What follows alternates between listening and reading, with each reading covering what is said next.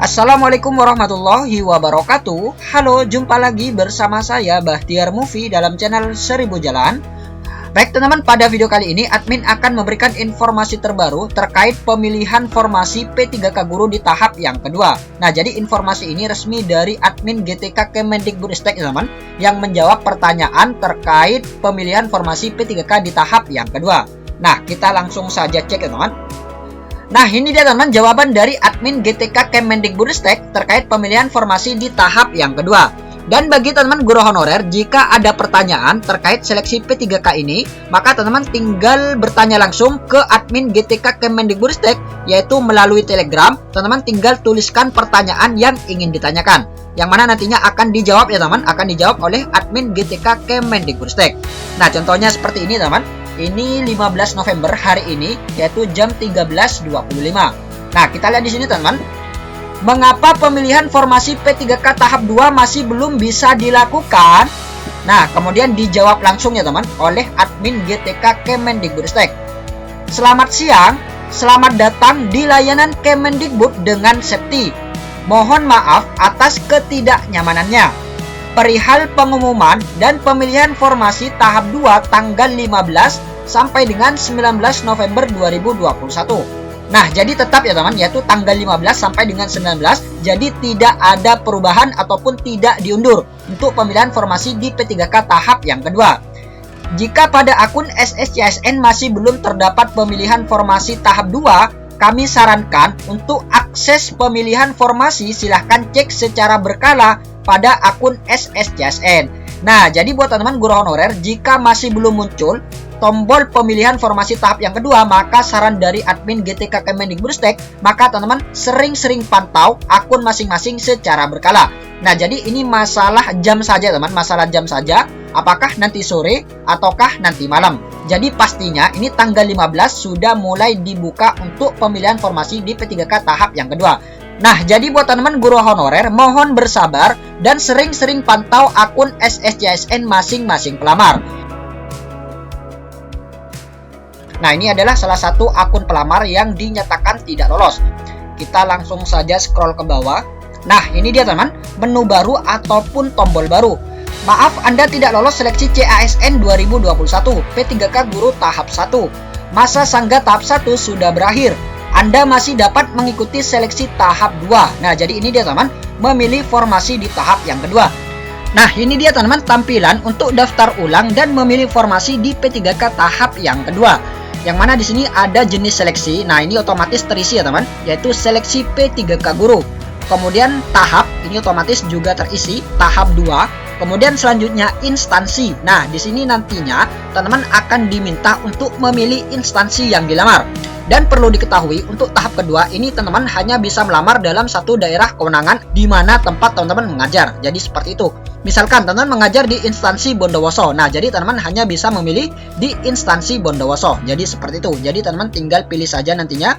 Kemudian selanjutnya untuk jenis formasi, teman-teman pilih yang formasi umum jika mengikuti yang formasi umum, dan jika disabilitas maka teman-teman pilih yang formasi disabilitas. Jadi seperti itu.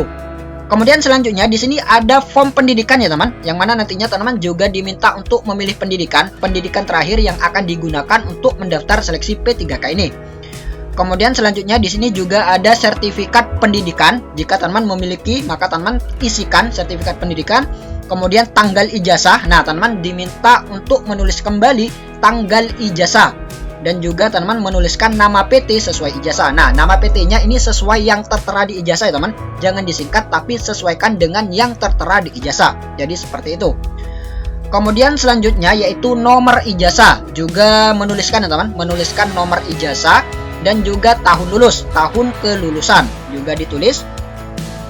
Kemudian selanjutnya di sini ada petunjuk pemilihan formasi ya teman. Petunjuk pemilihan formasi yaitu pilihlah instansi dan jenis formasi dari formasi tujuan pendaftaran. Ini petunjuk yang pertama. Kemudian yang kedua, klik tombol pilih untuk melakukan pengecekan formasi serta syarat batas umur instansi. Ini syarat yang kedua. Kemudian yang ketiga, pilih jabatan dan lokasi formasi dari formasi tujuan pendaftaran. Nah, yang ketiga teman-teman ini memilih jabatan dan juga lokasi formasi. Yang ketiga.